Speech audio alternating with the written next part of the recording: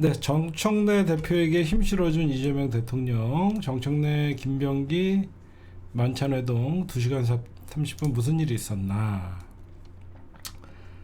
지금 취재를 해보니까 지금 정청래 대표랑 이재명 대통령이랑은 2시간 반, 여러분들 싫은 자리를 2시간 반 동안 있을 리가 없겠죠. 저 하바리들 갈라치기 얘기하는 놈들이 얼마나 이 친명파리하는 이 정치 일부 세력들이랑 얼마나 허무맹랑한지 알겠죠.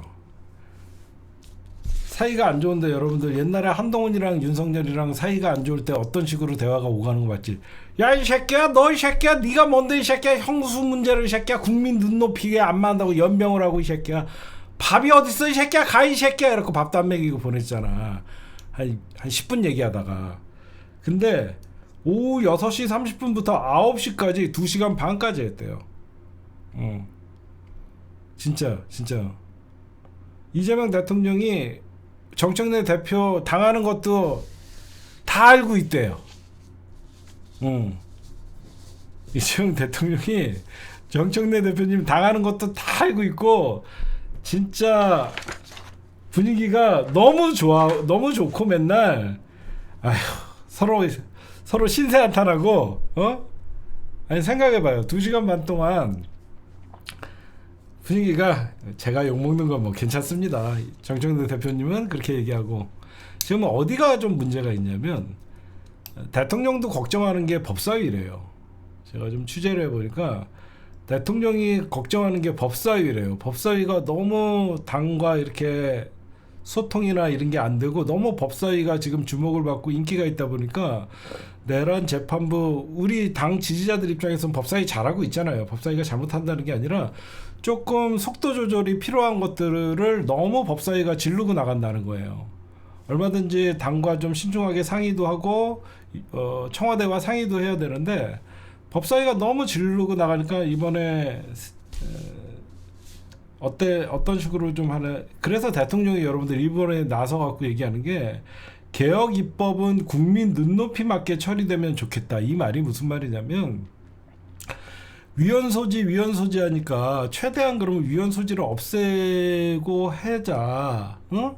그리고 나머지 뭐 법 왜곡죄는 사람들에게 어느 정도 홍보가 안 됐잖아요. 그렇죠? 여러분들이 뭐 법원 행정처 폐지, 그러니까 사법부 개혁 중에 법원 행정처 폐지나 법 왜곡죄는 사실 우리 민주당 당원들은 당연히 찬성을 하죠. 근데 또 국가를 운영하는 정부나 또 민주당 당 지도부나 대통령과 정청래 대표, 김병기 원내대표 셋이서 논의를 해서 사실 오늘 대통령이 주문한 거예요. 속도 조절은. 그래서 정청래 대표님이 무슨 이재명 대통령과 엇박자 연병들을 하고 앉아 있는데, 오늘 정청래 대표님 이재명 대통령이랑 2시간 반 만나고 오셔갖고 바로 그렇게 하잖아요. 내란 재판부 설치는 올해 안에 한다.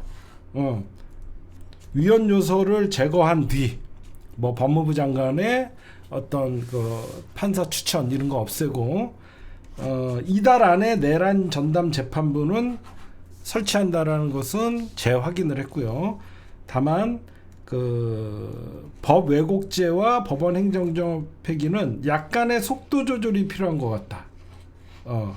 법 왜곡죄와 법원 행정처 폐지는 아마 제가 볼 때는 내년 지방선거 이후에 민주당이 선거에 올인을 한 다음에 이긴 다음에 그때 법 왜곡죄나 법원 행정처 폐지는 그때 좀 밀어붙일 것 같습니다. 그래서 오늘 이재명 대통령이 불러서 정청래 대표랑 김병기 원내대표랑 만난 다음에 바로 정청래 대표가 대통령 의중을 간파를 한 다음에 내란 전담 재판부는 위헌 요소를 제거하고 올해 안에 하고 법 왜곡죄는 내년에 하겠다라고 해서 지금 잘 하고 있고, 그러니까 여러분들도 아시겠지만 이재명 대통령의 입장은 그거래요.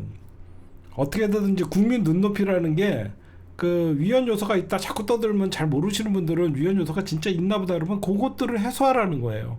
그래서 어느 정도 국민적 지지와 동의가 있을 때 내란 전담 재판부를 설치하라는 겁니다. 그래서 위헌 요소는 최대한 제거를 하고, 그다음에 그 2심부터 적용시킬 수 있도록 한다라고 이달 안에 내란 전담 재판부는 민주당이 통과시킨다고 했으니까 여러분들이 그렇게 좀 생각하시면 될 것 같고, 오늘 정청래 대표님이 이제 이재명 대통령과 그 만찬을 하고 와서 바로 법사위원들을 그 제동을 걸었어요.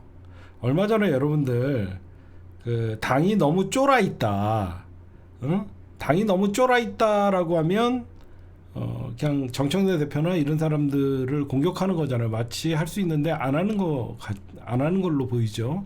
근데 오늘 추미애 대표가 당이 쫄아 있어서 그렇다 그랬더니 정청래 대표가 쫄고 안 쫄고의 문제가 아니다, 이건.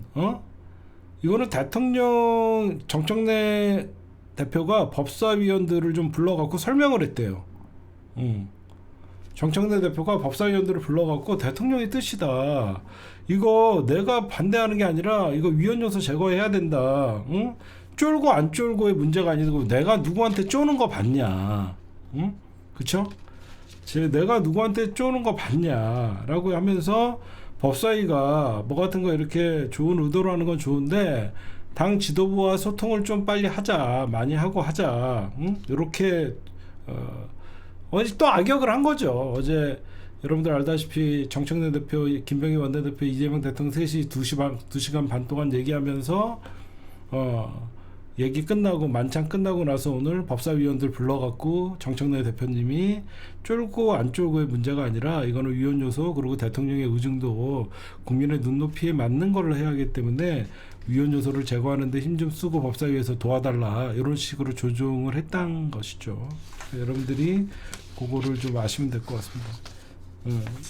대통령이 직접 법사위를 뭐라고 할 수는 없잖아요. 그렇잖아? 안 그래요? 어떤 게 위헌 요소가 있다는 거야? 지금 여기저기서 얘기하는 위헌 요소는 법무부 장관의 판사 추천권, 법무부 장관의 판사 추천권을 위헌 요소가 있다라고 하는 사람들이 많으니까 그러면 법무부 장관의 판사 추천권은 제외하자, 그런 식으로 하나하나 얘기를 하는 거니까 저도 여러분들과 마음은 똑같아요.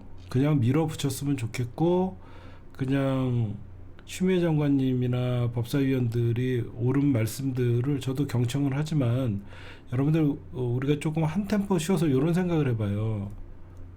우린 집권 여당이죠.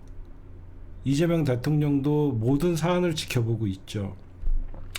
대통령 입장에서는 만약에 법사위가 당원들이 당연히 우리는 내란 전담 재판부 근데 우리가 하나하나 그 디테일에는 저희가 모를 수가 있잖아요. 근데 밖에서 볼 때 디테일을 봤더니 요거는 위헌 시비가 걸릴 것 같으면, 만약에 위헌 시비가 걸려갖고 내란 전담 재판부가 스톱이 될 경우에는 현재에 진행되고 있는 재판도 전부 중지가 돼서 지금의 구속자들이 전부 탈옥을 할 수가 있어요.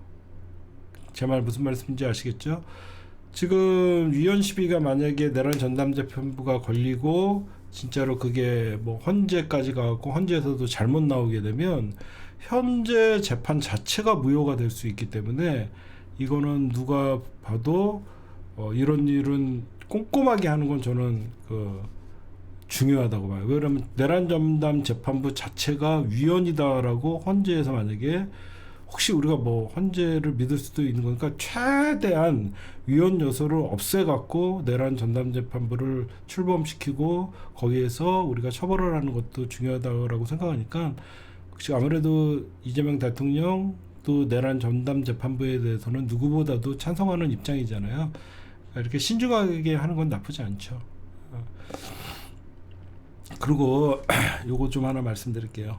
계속 하바리들이 정청래 대표가 여러분들 호남 찾아가서 내란 재판부 종합특검 총동원해서 이번에 하겠다. 지금 여러분들 알다시피 민주당에서 이제 종합특검도 얘기가 나오고 있잖아요. 이번 특검이 끝나면 모든 사건이 뭐 경찰청으로 넘어가지만 종합특검이 반드시 필요하잖아요. 김건희 특검은 제가 볼 때는 10%도 아직 조사를 마치지 못한 것 같아요. 근데 정청래 대표가 호남 찾아서 여러분들 이렇게 예산도 여러분들 호남 예산 이번에 증액시킨 거 알고 계세요? 역대 최고의 호남 예산을 민주당에서 이번에 통과시켰고 이런 것들을 뭐 정청래가 자기 정치한다 이런 개소리들을 하는데 여러분들 호남의 예산이 늘어나면 호남 시민들이 이재명 대통령 칭찬하겠습니까? 정청래 칭찬하겠습니까? 이 사람들아. 응? 진짜 정신들이 아무리 없어도 여러분들 왜 이재명 대통령, 그러니까 정청래 대표가 자기가 호남을 찾아가서 이렇게 보고를 하는 줄 아십니까? 예전에 저런 일이 있었어요. 민주당을 갈라치기 할 때 가장 좋은 게 호남 홀대론이었어요. 그쵸? 지금 이재명 대통령께서 어떻게 보면 전국적으로 중도 외연 확장을 하다 보니까 저것들이 선거를 앞두고 또 호남 홀대론을 꺼낼 수 있단 말이에요. 그래서 당 대표라도 호남에 찾아가서 호남 예산 증액했고 정기국회 마지막 날 파행 비판도 하고 누가 봐도 여러분들 아니 호남이 이번 정권 들어서서 예산도 늘어나고 그랬다 그러면 당연히 호남 분들이 이재명 정부가 호남 챙긴다라고 생각하지 정청래가 호남 챙긴다라고 생각하겠냐고요. 안 그래요? 아니 이거 너무 간단한 거잖아요. 그럼 당대표가 어떻게 보면 민주당의 심장인 호남을 챙겨줘야죠. 여태까지 맨날 대통령 당선만 되면 호남 홀대론이라는 이런 말들이 늘 많이 나왔었잖아요. 응? 이걸 여러분들 대통령이 가고 직접 호남 제가 예산 많이 챙겼습니다. 그러면 영남이나 이쪽에 대해서는 대통령이 얼마나 또 공격을 하겠습니까? 제 말 맞죠? 대통령이 가갖고 직접 호남 가갖고 호남 예산 역대로 제가 최고로 올렸습니다. 저쪽 난리 나지 않겠어요? TK, PK 그쪽은? 근데 민주당 대표가 민주당의 어떤 텃밭인 호남에 가갖고 호남 예산 챙겼다는 게 무슨 이게 정청래의 정치입니까? 응? 이게 호남 홀대론을 조금이라도 이재명 정부에서 안 나오게 하려고 하는 당 지도부의 전략적 판단이죠. 바보들입니다. 바보들. 응? 이걸 갖고 정청래가 연임하려고 호남 챙기다. 아니 정청래는 연임하려고 호남 챙길 게 아니라 정청래는 가만히 있어도 연임이 돼. 자기가 마음만 먹으면. 사람들이 정청래가 개혁을 안 하냐, 정청래가 이재명 대통령의 말을 안 듣냐, 니들이 생각하는 것 같이 그렇게 갈라치기 할 게 별로 없어. 응? 그리고 여러분들 대통령께서 그 참석했던 대통령실 관계자들 말에 의하면 너무 웃겨갖고 이재명 대통령의 위트도 빛나고 정청래 의원의 개그, 김병기 의원의 썰렁한 개그 세 분의 위트와 개그가 너무 웃겨갖고 시간 가는 줄 모르고 2시간 반이 흘렀다라고 나오는데 응? 2시간 반이 흘렀다요. 위트가 너무 재밌었고 그랬는데 왜 제가 오늘 특종을 취재를 하나 했습니다. 이거 특종이 아니라 정청래 대표님이 1호 이재명 대통령 시계를 받으셨잖아요. 그쵸? 1호 시계를 받았잖아요. 왜 정청래 대표님이 이재명 대통령에게 1호 시계를 받았는 줄 아세요? 보니까 그 대통령이 정청래 대표님한테 힘을 실어주려고 1호 시계를 당대표한테 선물을 해주면서 나머지 민주당 국회의원들 나눠주라고 당대표한테 다 줬대요. 아니 원래 정청래 대표님이랑 이재명 대통령이 사이가 안 좋으면 개별적으로 불러갖고 의원들에게 시계를 줄 거 아닙니까? 당대표에게 1호 시계를 주면서 나머지 의원님들 거는 대표께서 나눠주십시오라고 하면서 나머지 국회의원들 시계를 당대표에게 드렸다는 거예요. 그러니까 이재명 대통령이 여러분들 알다시피 정청래 대표님이랑 뭐 저 하바리들이나 친명파리하는 그저 정치인들 말에 의하면 그렇게 사이가 안 좋은데 뭐하러 당대표한테 대통령 시계를 다 주겠습니까? 안 그래요? 안 그랬으면 그냥 대통령이 의원 개별적으로 의원실에 보내거나 의원식으로 자기가 챙기죠. 근데 대통령이 당대표님이시니까 1호 시계를 주시고 그 다음에 당대표님에게 나머지 의원님들 거 나눠주셔라라고 했다라는 거예요. 그러니까 이 하바리들은 결국은 여러분들 제가 말씀드리지만 우리가 지금 누구에게 충고를 겨눠야 될 때고, 여러분들 생각해 보시면 진짜로 이재명 대통령께서 정청래 대표가 마음에 안 들었다 그러면 이번에 이현주나 황명선도 사퇴를 시켰겠죠. 어떻게 해서든지. 그래갖고 아니 사실 여러분들 지금은 이재명 대통령이 힘이 제일 세요. 맘만 먹으면 정청래 지도부 와해시키는 거 일도 아니죠. 근데 경기도지사 나간다고 바닥바닥 우기던 이현주나 황명선 충남도지사인가 거기 나가려고 생각했던 황명선, 이런 사람들 왜 이재명 대통령이 그 사람들이 왜 불출마를 했겠어요. 지금 당대표 물러나라고 하는 정신 얼빠진 놈들이 있나라고 굉장히 지금의 어떤 정청래 대표 공격당하는 거 이런 것들에 대해서, 얼마 전에 정성호 장관 공격당하는 거 이재명 대통령이 안쓰럽다고 했죠. 다 알고 계시다고 합니다. 당대표 자리가 그런 겁니다. 다 알고 계시다고 하는 얘기들이 좀 있습니다. 그 다음에 원래는 여러분들 이 만찬이 6시 반에서 뭐 1시간 정도 예상돼 있었다라고 얘기가 들리는데 2시간 30분 동안 했대요. 2시간 30분 동안. 그리고 호남의 역대급 예산, 누구보다도 이거 대통령이 못 챙기잖아. 여러분들 보셔도 대통령이 호남만 챙겼다는 소리 하면 또 저쪽에서 난리가 나잖아. 그 다음에 정청래 대표가 바로 법사위원들 만나갖고 좀 제동을 걸고 대통령이 눈높이에 맞춰라라고 하는 대통령 의중을 잘 반영했다라고 여러분들이 보시면 될 것 같습니다. 이런 거 여러분들이 좀 알려줘야지. 진짜로 저는 하바리들이 지금 정청래 대표 사퇴하라는 거는 국힘당과 조선일보가 제일 좋아할 일입니다. 왜 그러냐면 정청래 대표는 이재명 대통령과 의중이 맞지 않는 게 아니라 조선일보와 국힘당과 의중이 가장 맞지 않아요. 여러분들 그걸 좀 알았으면 좋겠습니다. 제가 더 나중에는 말할 수 있는 시간이 오면 더 얘기 좀 해줄게요. 예. 네, 여러분들 지금 국힘당이 어떤 상황이냐면요.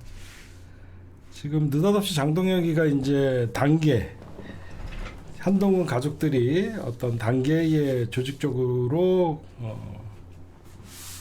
어떤 그 댓글 작업을 했다. 그래서 이제 조사가 시작됐더니 국힘당 안에서 이제 이거 갖고 정치 보복이다, 자기네끼리 뭐 난리가 났습니다.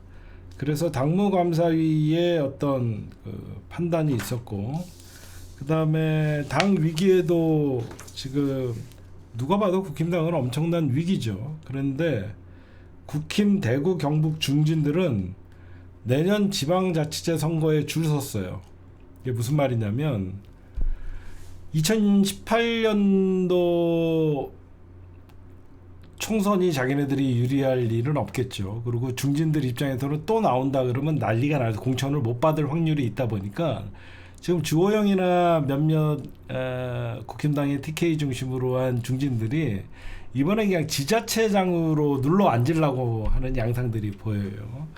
지금 어떤 일이 발생을 하고 있냐면 국힘이 지금 당권 경쟁을 하고 있죠. 왜 그러냐면 한동혁이로 제가 분명히 말씀드리는데 한동혁이로는 내년 지방선거 못 치릅니다. 치를 마음도 없어요. 현재 조중동의 한동혁이에 대해서 절대, 그리고 대한민국에 보이지 않는 거대 보수 집단이 한동혁으로 내년 지방선거를 치를 일은 없을 것 같아요. 그럼 뭐냐? 눈에 보이더라고요. 지금 당무감사위를 통해서 한동훈이를 제거하고, 즉 윤 어게인을 외치는 자들도 손절, 장동혁, 거기에 국힘당을 내부에 총질했던 한동훈이도 제거. 그럼 남는 건 뭐죠? 여태까지 있었던, 얼마 전에 의미심장한 윤한홍이가 이제는 내란에 대해서 사과하고 윤석열과 친윤의 핵심이었던 윤한홍이가 윤석열과 어떤 단절을 해야 된다라는 얘기들이 나오죠. 그 다음에 수순이 아마 이철규 이런 애들이 나올 겁니다. 그러면 이제 코너에 장동혁이가 몰렸잖아. 친윤의 핵심이었던 윤한홍이나 이런 자들도 내란에 대해서 사과하고 단절해야 된다라고 얘기를 했다 보니까, 그러면 장동혁이는 누가 봐도 이제 국힘당 안에서 지가 무슨 세력이 있으니까 뭐가 있습니까? 유일하게 믿는 게 그구들밖에 없다 보니까 이제 코너에 몰리니까 한동훈이를 먹잇감으로 삼아서 출구 전략을 쓴 거죠. 그래서 당무 개시를 시켰던 거예요. 지금 여러분들이 보시면, 그렇죠? 여기저기서 이제 내란 1주년을 맞이해 갖고 국힘당 분위기가 심상치가 않거든요. 실질적으로 내년 지방선거를 앞두고 TK, PK 의원들마저도 이렇게 나가다가는 우리 전멸한다라는 위기감이 있다 보니까 내란에 대해서 사과를 해야 된다라는 장동혁에 맞서서 점점 목소리를 내는 사람들이 나오고 있고, 그런 장동혁이는 오히려 거꾸로 그구들과 더 손잡고 친밀한 관계를 유지하다 보고, 그러다 보니까 이제 중진들이 나서서 지금 정호기민, 그다음에 주호영, 윤한홍, 어떻게 보면 국힘당의 중심을 잡아줬던 사람들이거든요. 주호영은 친박 세력이었고 윤한홍은 친윤의 핵심 관계자였고, 윤 끝났다라고 아예 외칩니다. 윤이 끝났다라는 건 뭐죠, 여러분들? 주호영과 윤한홍 입에서 윤석열이가 끝났다라는 것은 장동혁이가 끝났다라고 사실상 선언한 거예요. 제 말 맞죠? 응?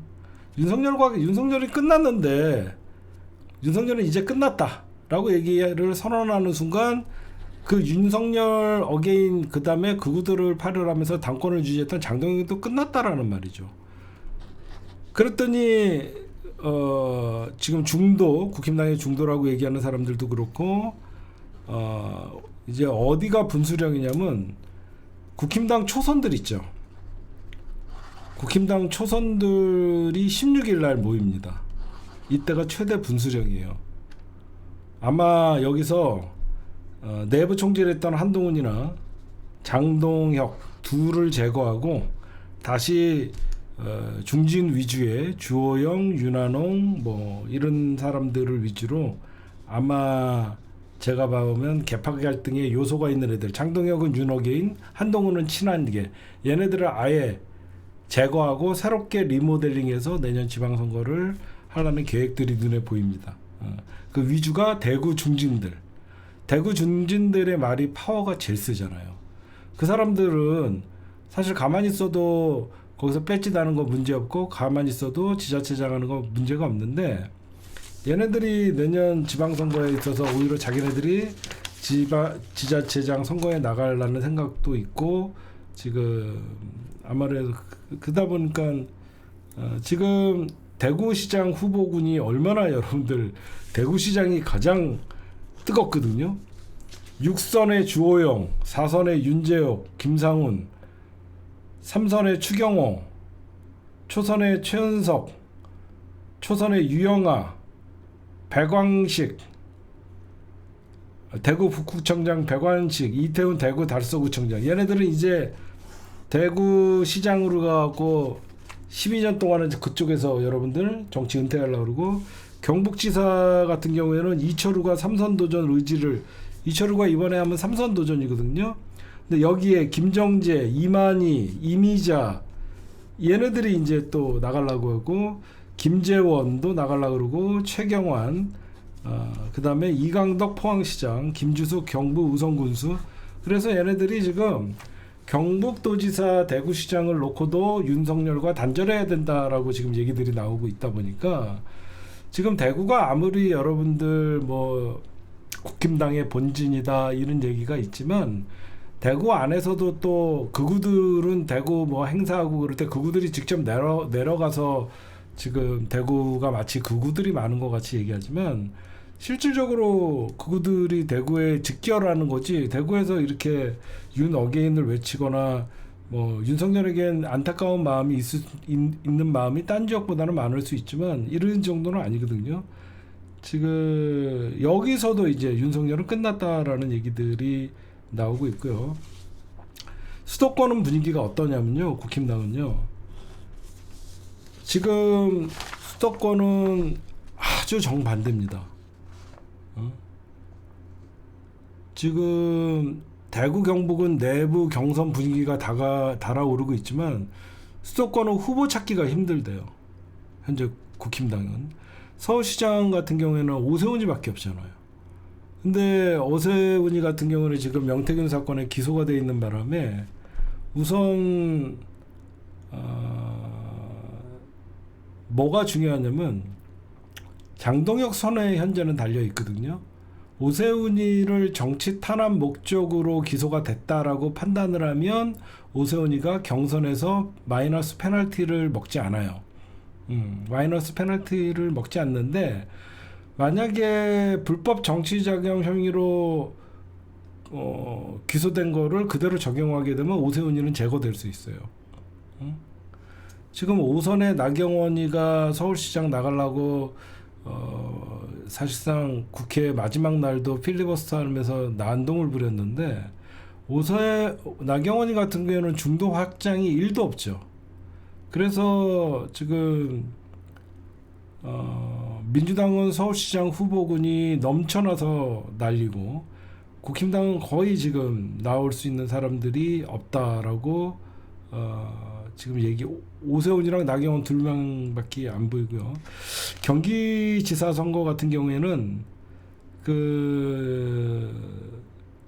국힘당은 지금 어떤 분위기냐면요. 민주당 입장에서는 유승민 전 의원 같은 사람들이 경기도지사에 도전하면 굉장히 좀 위기론이 있을 수 있죠. 외연 확장이나 어떤 유승민은 좀 이미지가 나쁘지 않잖아요. 뭐 요번에 최근에 터진 딸 문제가 좀 흠집이 있긴 하지만, 유승민 같은 사람들이 뭐 착출해야 된다라고 얘기하고 있지만, 지금 당심 70% 그리고 여론조사 30%가 경선룰이 확정된 입장에서는 아예 경기도지사 후보에 유승민이가 나오지 않고 있대요.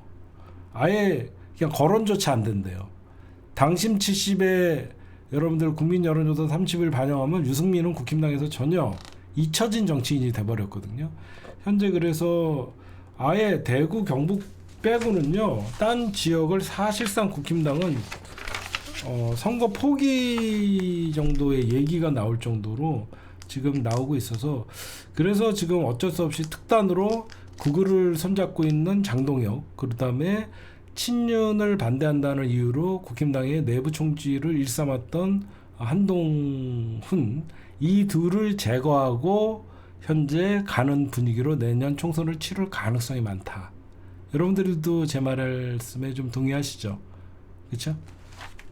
극우의 장동혁 하면 극우와 연대를 끊고 윤석열을 손절하는 계기가 되고, 계속 한동훈이 같은 경우에는 국힘당 지지자들 중에서 한동훈 배신자론이 크다 보니까 당원들의 목소리가 하나로 집중되지 않아서 장동혁과 한동훈을 같이 제거를 하고 비대위나 이런 걸 꾸릴 때 중진들 위주로 꾸려서 그러니까 극우들 그리고 한동훈이랑 완전히 배전시킨 다음에 이번에 하려고, 그런 큰 그림이 그려지는 것 같아요, 여러분들. 그래서 지금 느닷없이 한동훈 제거를 위해서 게시판 수사를 한 것이고요. 거기에 이제 뭐 홍준표나 이런 애들이 모여들지는 모르겠죠. 그래서 오늘 홍준표가 여러분들 강하게 장동혁이는 어차피 끝났다라고 생각하거든요. 다들 장동혁이는 더 이상 버틸 만한 힘이 없어요. 그랬더니 홍준표가 오늘 한동훈 겨냥해서 조폭 같은 양아치 형태 그런 자는 영원히 퇴출돼야 된다. 지금 이런 얘기를 하는 게, 한동훈과 장동혁만 없으면 얼마든지 홍준표나 기존에 있던 정치 세력들이 복원해서 국힘당을 다시 한번 리모델링 할 수 있다라는 얘기들이 나오고 있죠. 지금 그래서 홍준표가 과연 이번에 비대위에 합류를 할 수 있을 것인가, 정계 은퇴한다고 했는데 그런 것도 좀 지켜봐야 될 사안인 것 같아요. 왜 그러냐면, 만약에 장동혁을 제거했는데 그 장동혁 반대, 윤어게인 반대에 있었던 한동훈 세력들이 만약에 국힘당을 장악을 하게 되면 민주당은 땡큐죠. 우리는 무조건 땡큐예요. 장동혁이가 날아가고 한동훈이가 만약에 국힘당을 장악하면 우리는 땡큐죠. 국힘당은 아예 둘로 쪼개지거든요. 한동훈이는 여러분들 국힘당 지지자들한테 보면요, 한동훈 싫어하는 내란 그 한동훈 배신자라는 프레임이 굉장히 퍼져 있어요. 그러니까 우리는, 그런데 한동훈이는 조직이나 그런 것들이 없기 때문에 한동훈은 국힘당을 절대 접수할 수 없어요. 그래서 국힘당의 고문단이나 중진들이 아마 이번 기회에 윤 어게인을 외치는 장동훈, 장동혁, 그다음에 어떤 국힘당 안에 어떤 내부 총질을 했던 한동훈 당 게시판 문제로 둘이 제거를 하고 저는 1월 말 2월 초쯤에 1월 말이나 2월 초쯤에 국힘당은 비대위로 전환할 가능성이 있는데, 홍준표 입장에서는 자꾸 이렇게 정치적 목소리를 내는 것을 비대위원장 후보로 자기를 추대해달라는 거겠죠. 그렇지 않아요? 자기가 정치권 은퇴했는데 당이 이렇게 위기인데 은퇴한 사람 다시 복귀하려고 그러면 어딘가에서 이렇게 추대를 하지 않으면 복귀하기가 쉽지 않잖아요. 근데 또 홍준표는 또 국힘당 안에서 또 그렇게 자기 지지 기반이 많지가 않아요. 지금 모든 물망에 오르고 있는 뭐 사람들이나 이런 사람들 보면 홍발정도 사실 국힘당에서 지지 기반이 이렇게 많지가 않는 거예요. 마지막으로 지금 우리가 어떻게 보면 참 혁명적인 6개월을 보냈다라고 생각하거든요. 이재명 대통령이 들어오셔갖고 외교, 안보, 민생, 경제 막 이런 거, 그 다음에 뭐 우리나라에 있었던 뭐였죠? G20은 저쪽이었고 우리나라에서 경주 뭐였죠? 참 머리가 안 좋네. 일단 행사 잘 마치고 그때 막 젠슨 왕이 우리나라에 오고 막 난리가 났었죠. 에이펙 정상회담도 정상회의 잘 마치고.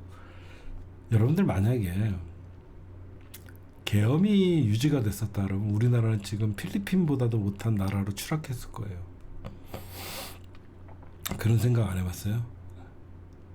저는 그 생각이 가장 끔찍해요. 계엄이 성공해서 지금도 계엄이 유지되고 있는 1년 6개월이었으면 우리나라는 전 세계에서 이제 외면받는 국가가 됐고, 대한민국은 이미 IMF 이상의 위기에 처해서 외환보유고는 줄었고, 그렇잖아요, 여러분들. 윤석열의 내란이 성공했다는 언론 통폐합하고 언론 규제하고 모든 국회는 제 기능을 활성화하지 못하고, 만약에 젠승환 같은 사람이 대한민국이 계엄령 상태에서 우리나라에 방문해서 투자를 하거나 그런 얘기 안 하죠. 진짜 필리핀, 동남아시아로 추락할 뻔했던 나라를 국민이 살린 거예요. 그쵸? 나는 그 생각을 하면 너무 우리가 어떻게 일본 대한민국의 선진국이었는데 하루아침에 계엄령이 유지됐다고 생각해 보십시오. 어느 나라 사람들이 대한민국에 투자를 할 것이며 대한민국을 올바른 민주주의 국가로 상대하겠었습니까? 정말 그런 생각을 하면 진짜 6개월의 폭풍 같은 6개월의 이재명 정부가 먼저 민주주의의 회기를 알린 게 가장 잘한 일인 것 같고, 다시 이재명 대통령은 민주주의의 꽃으로, 민주주의의 대표하는 대통령으로 보이고, 그러다 보니까 젠슨왕이나 세계의 어떤 유명한 기업가들, 그 다음에 트럼프뿐만 아니라 이런 정상과도 정상적인 외교를 할 수 있는, 진짜 지금 아마 환율은 제가 보면 2,000원까지 갔을 것 같아요. 지금도 윤석열이 11,000원 이 경제를 이어받아서 지금 어떻게든지 살려보려고 하는데도 환율이 막 1,400원, 1,500원 여기서 위험선을 왔다 갔다 하고 있는데, 아마 대한민국 주가 주식은 2,000 밑으로 추락해갖고 1,000몇백 대에 허덕이고 있고, 환율은 IMF 때보다 더 나빠져서 완전 우리나라, 그렇지 않았습니까? 주가는 완전 폭락해갖고 주가는 완전 끝났을 거예요. 주식 투자했던 사람들 다 죽었을 겁니다. 그 다음에 환율은 어마어마하게 한 1,700원, 1,800원까지 치솟고, 물가는 잡을 수 있는 상황이 아니고, 이 무능한 정부, 아마 진짜 나라가 웃을 일이 아니라 진짜 전 세계가 우리나라를 여러분들 경제 시스템은 완전 망가졌고, 이 정부는 불법을 저질렀기 때문에 국회와 손잡을 수도 없고, 아마 대한민국의 국가 경쟁력은 전 세계에서 완전 거의 꼴찌로 추락하는 나라가 됐고, 선진국 대열에서 탈락시키고, 진짜 그런 생각하면 참 그렇잖아요. 이제 선진국에서 쿠데타 일어난 나라가 무슨 선진국입니까, 여러분들? 그런 건 정말 생각하면 끔찍했던 건데, 진짜 이런 걸 6개월 만에 정상으로 만든다는 거, 이재명 대통령님 그 다음에 민주당 여러분들 좀 많이 응원 좀 해주세요. 알겠죠? 예. 정말 우리는 끔찍한 현실을 겪을 뻔했어요. 예. 네, 여러분들 안녕하세요. 시사타파의 심층분석 오늘 수요일 방송 시작하도록 하겠습니다. 제가 오늘 조금 텐션이 낮아도 여러분들이 좀 이해를 좀 해주시기 바랍니다. 먼저 우리 이재명 대통령께서는 DJ 노벨 평화상 우리 김대중 대통령이 노벨 평화상을 받은 지 벌써 여러분들 25년이 됐습니다. 그래서 이재명 대통령께서 김대중 대통령님의 통찰을 나침판으로 삼고 국민 섬기고 가겠다라고 말씀해 주셨는데, 김대중 대통령도 노벨 평화상 수상을 했지만 우리 내란을 극복한 국민들도 노벨 평화상을 받을 충분한 자격이 있다라고 말씀하시면서 내란, 계속 이재명 대통령 입에서 내란이라는 걸 얘기하는 거는요, 내란 청산의 의지가 강하다는 걸 계속 말씀하시는 거예요. 그거 여러분들이 보시면 될 것 같고, 그 다음에 이재명 대통령 지지율이 3.8% 떨어졌습니다.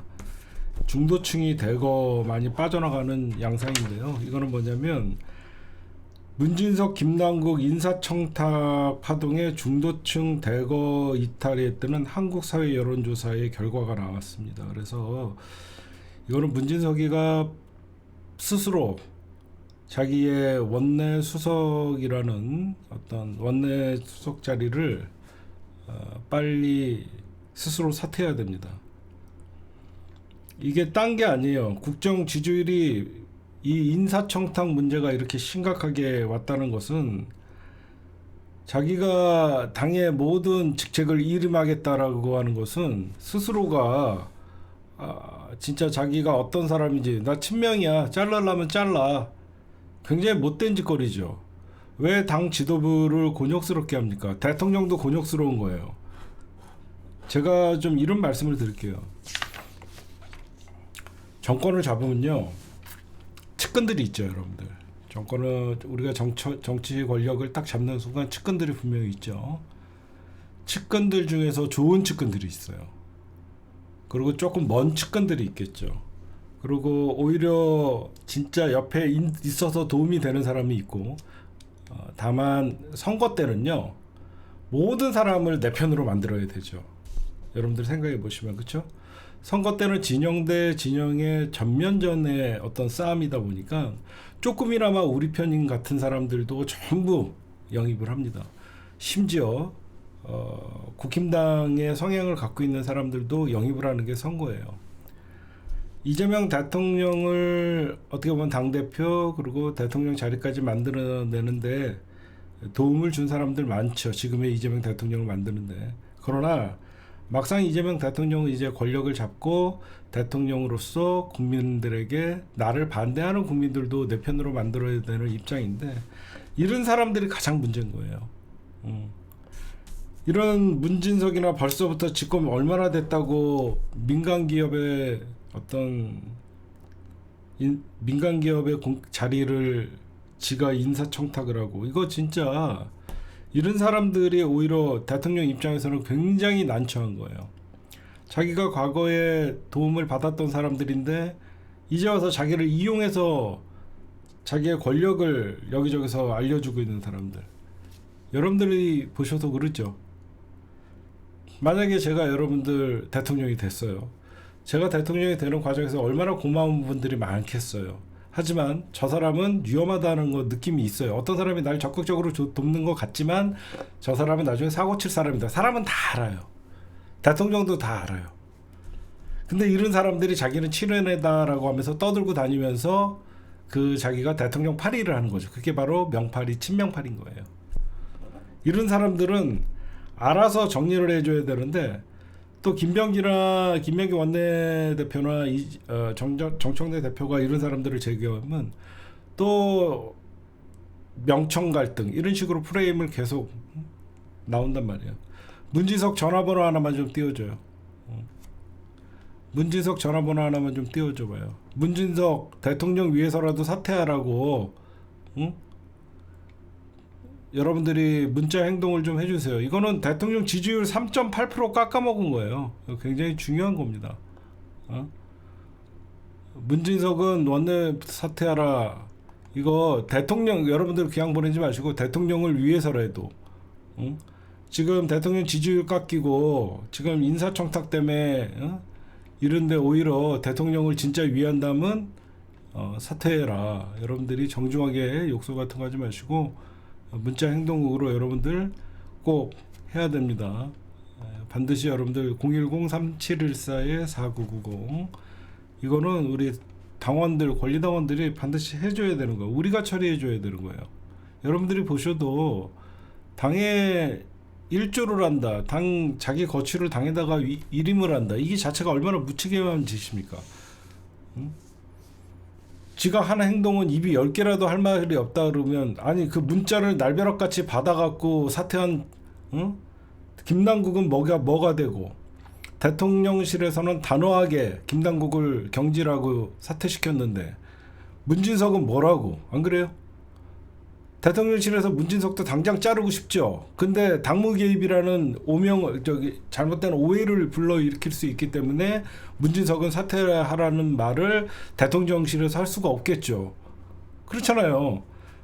김남국 잘랐을 정도면 문진석이가 사고 친 거 아니에요. 그럼 당연히 문진석이도 잘라야 되는 건데 대통령실에서는 당의 일이기 때문에 개입을 할 수 없는 일이잖아요. 응? 이거는 반드시 이런 문진석 이런 사람들 여러분들이 좀 문자 행동으로 여러분들이 좀 확실하게 행동을 좀 해주시고요. 지가 사고 치고 대통령실 진짜 아유, 지가 탓해야죠. 당연히 무슨 당의 일임을 합니까? 그 다음에 여러분들 좀 걱정되는 뉴스들이 좀 많이 나오죠. 지금 민주당도 통일교에 어떤 돈을 받았다 이런 연일 뉴스가 나옵니다. 윤종호 전 세계본부장 입에 여야 가릴 것 없이 문재인 정부 때 인사들을 중심으로 지금 로비를 했다 이런 사건들이 나오고 있는데, 통일교에 돈을 받았다라고 하는 사람들이 전재수 의원과 뭐 정동영 지금 장관 이런 분들이 현직 장관의 이름들이 호명되고 있고 여러 가지 여러분들 나오고 있습니다. 이거 굉장히 이거는 악재예요. 악재인데 저는 이재명 대통령을 믿는 게 이런 악재를요. 저는 이재명의 정치의 어떤 불사조 같은 정치는 뭐냐면 악재를 기회로 만들더라고요. 아니 희한한 게 되게 큰 악재라고 생각하는데 그 악재를 꼭 기회를 만들어요. 제가 왜 이런 말씀을 드리냐면요, 분명히 한 대형 악재입니다. 대형 악재라서 오늘 대통령이 딱 얘기합니다.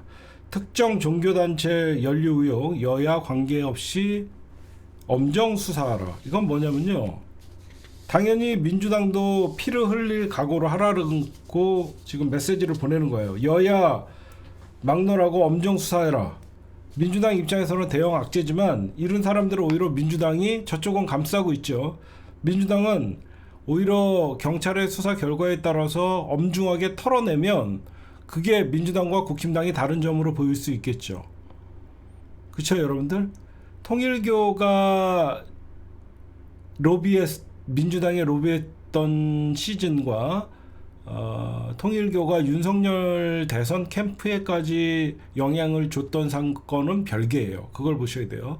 지금 통일교가 로비했다는 전제수는 2017년, 2018년, 2019년 요 세 개의 시간을 얘기하는 거. 지금 문재인 정부 때 로비를 했던 것이고 여야 할 것 없이 통일교가 지금 했기 때문에 책임이 있다 그러면 반드시 책임을 지는 게 지게하고 엄정 수사를 통해서 일벌백계 하는 게 이재명 대통령의 스타일이에요. 여러분들이 그걸 보시면 될 것 같고,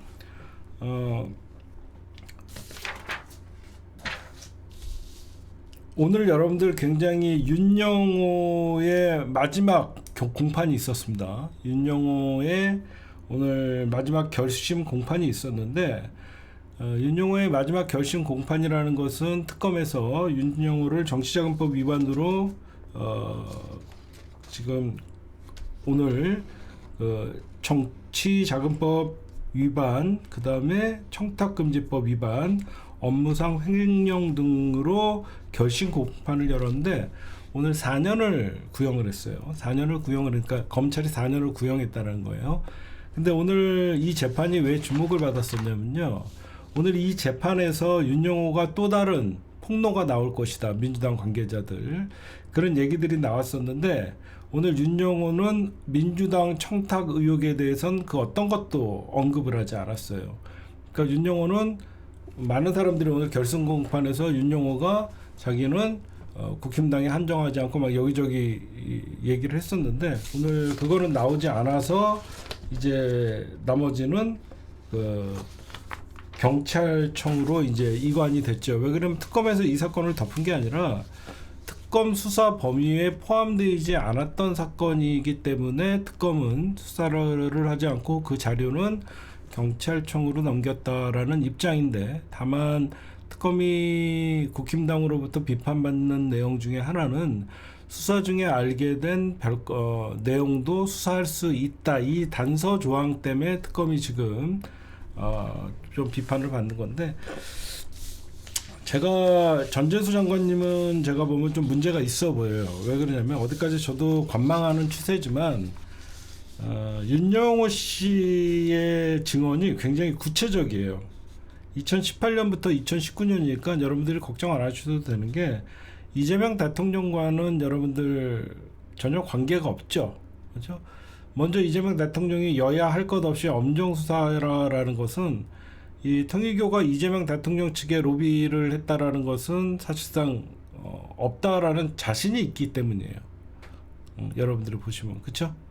이재명 대통령 입장에서는 엄정수사라는 것은 최근에 2022년 그 0.73% 질 때 대선에서 국힘당은 어떻게 해서든지 2018년, 19년 이렇게 문재인 정부 시절의 내용이 지금 통일교의 로비에 나오고 있는데 이걸 어떻게 해서든지 이재명 대통령과 정진상 실장 이쪽으로 끌고 들어가려고 하는데 그런 단서가 없기 때문에 지금 이재명 대통령은 이걸 엄정수사를 해도 뭐 전재수 장관이나 뭐 통일교로부터 뭐 그 돈 수수료 받았다는 정동영 장관 이런 분들이 본인들은 펄쩍 뛰고 있지만 윤영호 본부장의 진술이 굉장히 구체적이라서 저는 왜 그러냐면 저는 전재수 의원은 뭐 지금 해외 출장 중이라 그래서 SNS에 만난 적도 없고 그런 적이 없다. 어떤 금품을 받은 적도 없는데 윤영호 전 통일부 장관이 거짓말을 하면서까지 현직 장관의 어떤 이런 구체적인 얘기를 하는 건 쉽지 않아 보이거든요. 뭐 현금 3천만 원이든 4천만 원이든 돈을 주고 명품 시계 불가리와 뭐 까르띠에 시계를 줬다.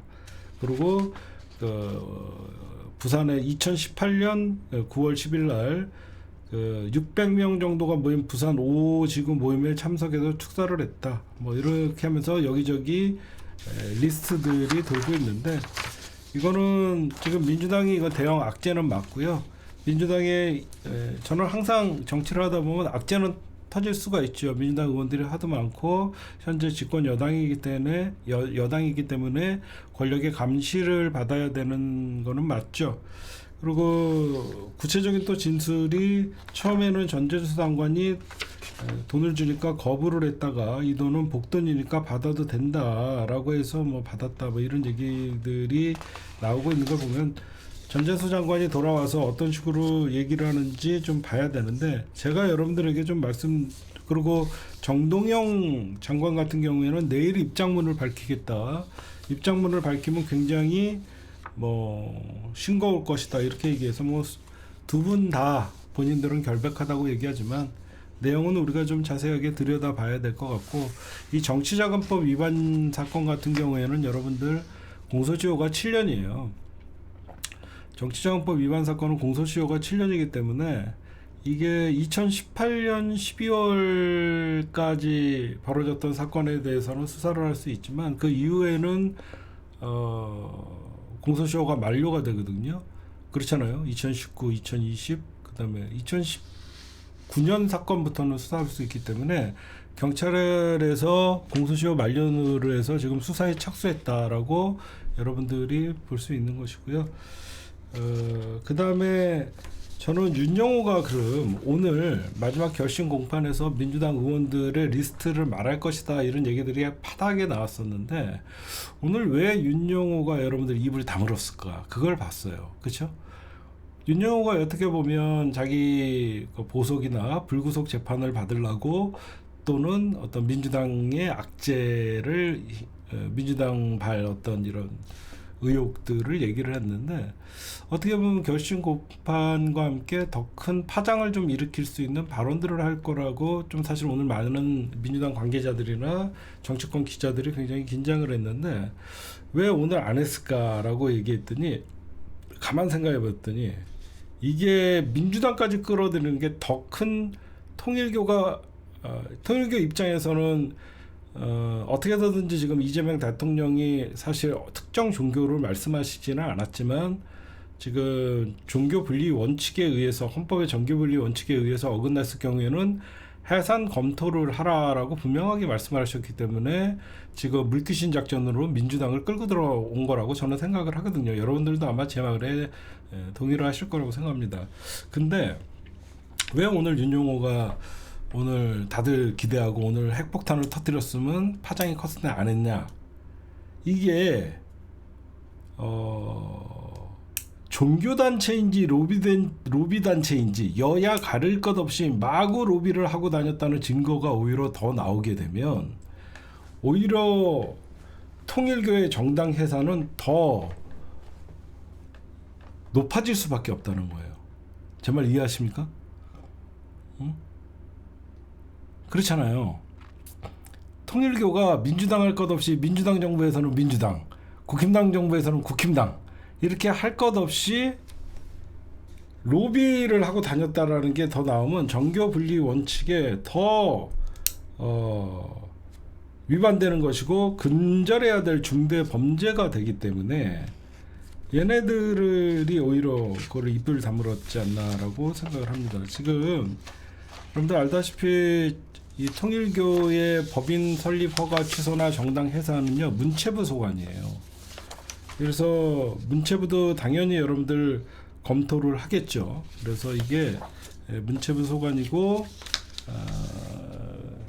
지금 이재명 대통령은 이런 위기 때마다 이재명 대통령이 잘하는 게 시간을 끌거나 혼돈을 주지 않고 명확한 메시지를 전달하는 게 이재명 대통령의 스타일이에요. 그래서 바로 이게 문제가 될 것 같으니까 바로 지휘와 막론하고 여야 막론하고 바로 수사를 지시한 거. 이거는 문재인 정부 때 있었던 잘못된 일이 있으면 당연히 이거는 해치고 나가야 되죠. 그래서 조만간 전재수 장관, 정동영 장관님이 정동영 장관은 내일 그리고 전재수 장관은 해외에서 오자마자 입장을 발표를 하겠다고 하니까 그것들을 좀 봐야 될 것 같고 그러면 윤영호 여러분들 윤영호가 전재수 장관에게 만약에 청탁을 했었다는 어떤 구체적인 이유들이 나오고 있죠.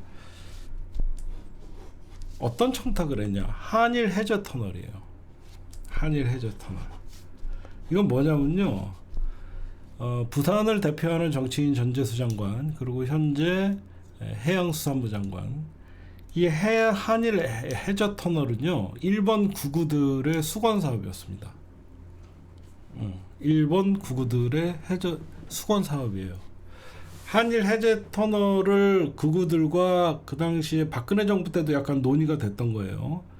한일 해저 터널을 뚫는 순간 일본이 대륙과 연결되는 국가가 돼버리는 거예요. 그래서 모든 물류의 중심이 어떤 부산에서 출발해서 우리가 나중에 통일국가가 되면 부산에서 대륙간 열차로 유럽과 아시아 모든 나라에게 우리가 한 번에 이 대륙 물류의 중심지가 될 수 있는데 일본이 자기네들은 섬나라고 유일하게 자기네들이 대륙 국가에 행세를 할 수 있는 게 일본과 대한민국의 터널을 뚫어서 자기네들의 대륙 국가의 꿈을 실현하고 싶었던 거예요.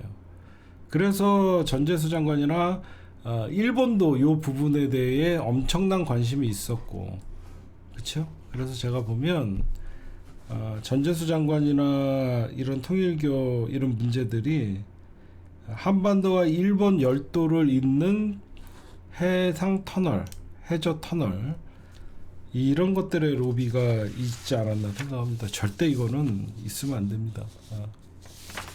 이 로비 그리고 일본 그리고 통일교가 일본의 거의 그 돈줄이잖아요. 돈줄이고 일본 정치계에도 엄청난 로비를 했고 통일교가 일본의 어떤 그 로비를 대신해서 대한민국의 해저 터널 사업에 청탁을 하지 않았나. 그 사건으로 가는 게 맞는 것 같아요.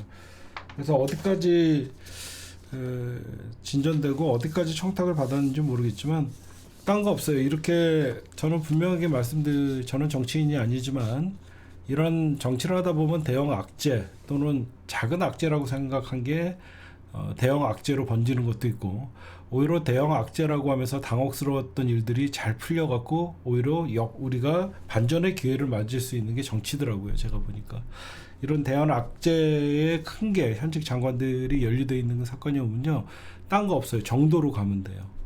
이재명 대통령이 강조하신 것은 여야 관계없이 통일교 청탁 로비의 관련자들 전부 엄정 수사하라. 책임 물리면 돼요. 덮지 않으면 돼요.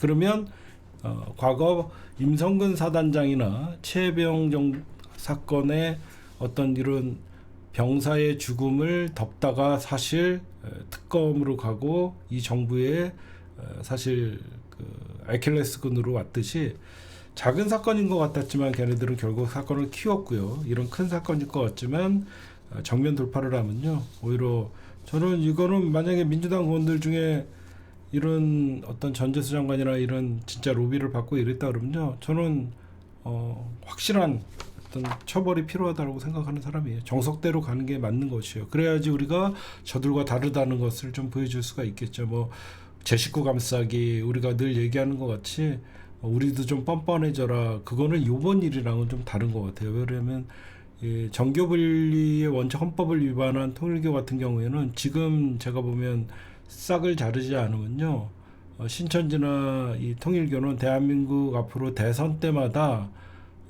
본인들의 힘을 과시하려고 그러고, 이거는 어떻게 보면 국힘당도 신천지나 통일교 해산에 관해서는 사실 이거는 정치권이 전부 나서서 본인들을 위해서 이재명 대통령이 해주는 거 아니에요? 안 그래요?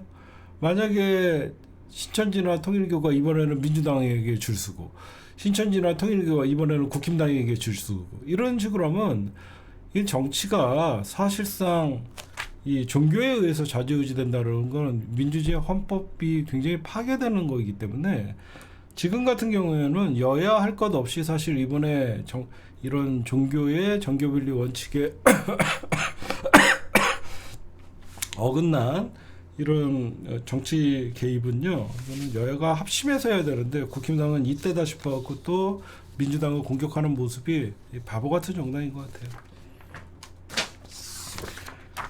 네, 오늘 이재명 대통령께서는 제가 계속 말씀하지만 대통령은 가끔 이렇게 중요한 정치적 메시지를 내는 것도 중요하지만 이재명 대통령께서는 민생, 경제, 외교, 안보 이거를 중점적으로 해나가시는 모습이 훨씬 좋다고 얘기했죠. 싸움은 민주당이 하면 됩니다. 오늘 이재명 대통령께서 반도체 SK하이닉스 규제 완화 요청, SK하이닉스가 대통령에게 반도체 규제 완화 요청을 했어요.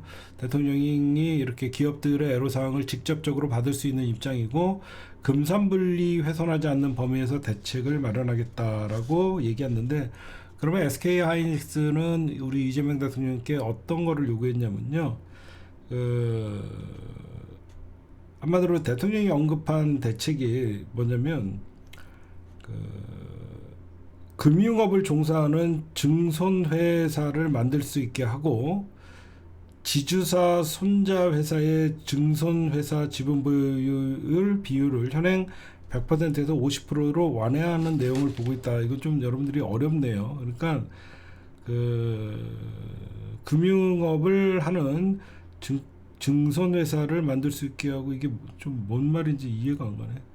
지주회사 손잡아서 증손회사, 어떤 금융업을 갖고 있는 것들을 얘기하는데, 현행은 지분을 100%를 갖고 있어야 되는데 그게 부담스러우니까 50%만 갖고 있어도 된다라고 완화를 해줄 거를 얘기한 것 같아요.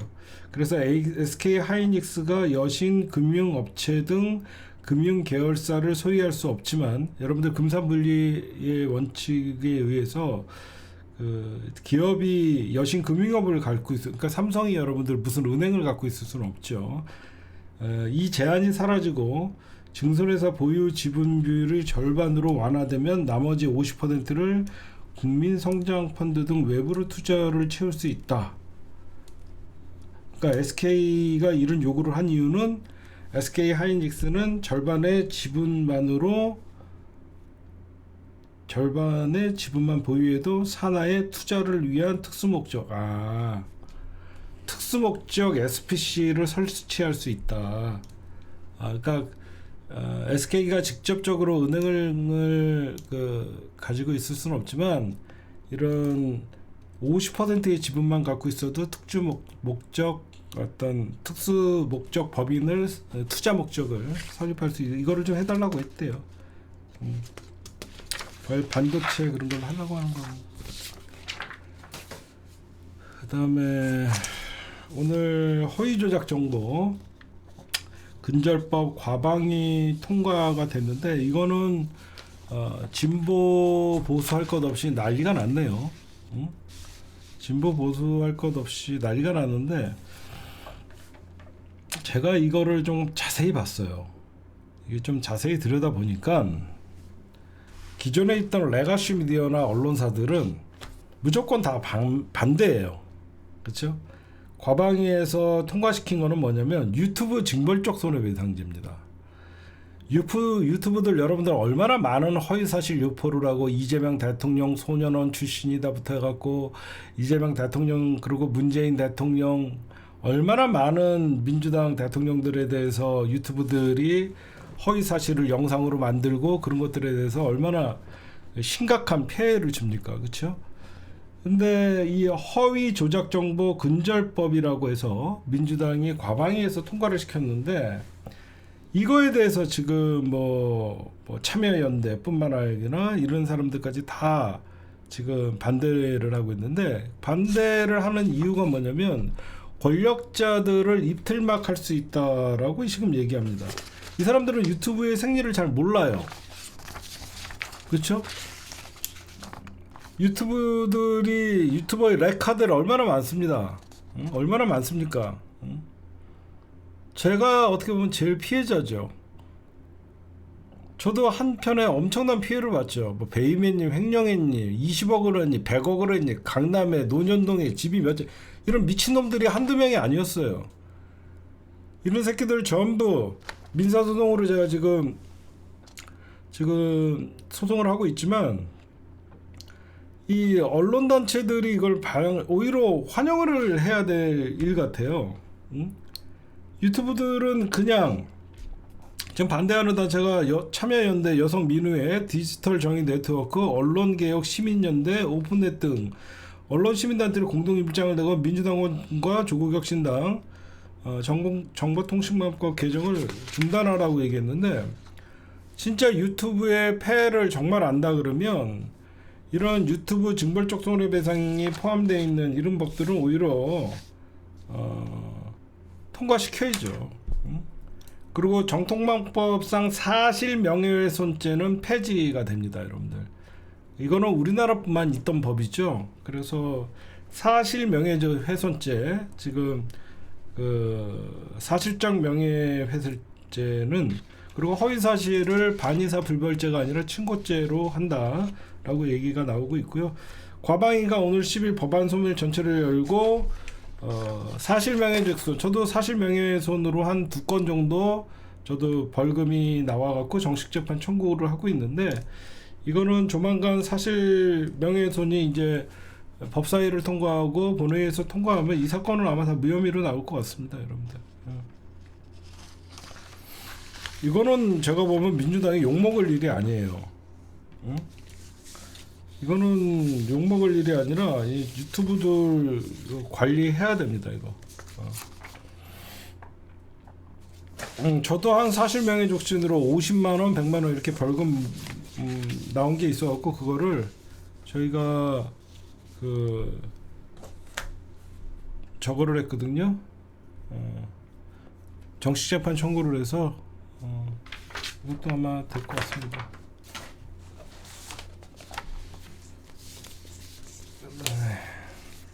네, 오늘의 요거 마지막. 그리고 감사원, 지금 감사원이 지금 TF에서 지금 최재 감사원장과 그 또 누구죠? 그 한 놈 있죠. 그 놈들 뭐 감사도 윤석열 정부에서 표적 감사했던 거 다 지금 하고 있고, 감사원에서 지금 인권위원을 고발을 했어요. 윤 탄핵 인용식 헌재 유병호 윤 탄핵 이용 시 헌재 부셔야 된다. 이거를 고발을 했습니다. 이거는 안창호뿐만 아니라 이런 인간들이 지금 참, 김영원이는 지금 이제 고발돼서 이제 수사를 받게 되면 이거는 분명히 내란 공모죄가 될 수 있죠. 내란 이건 공모죄 선동죄 또는 공모죄가 될 수 있기 때문에 오늘 여러분들 안창호는 국가인권위원회 날도 참석을 못했어요. 이런 인간이에요. 이런 인간들이 국가인권위원장입니다.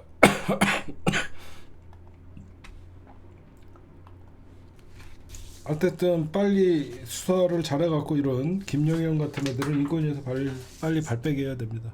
예. 오늘의 주요 뉴스였습니다.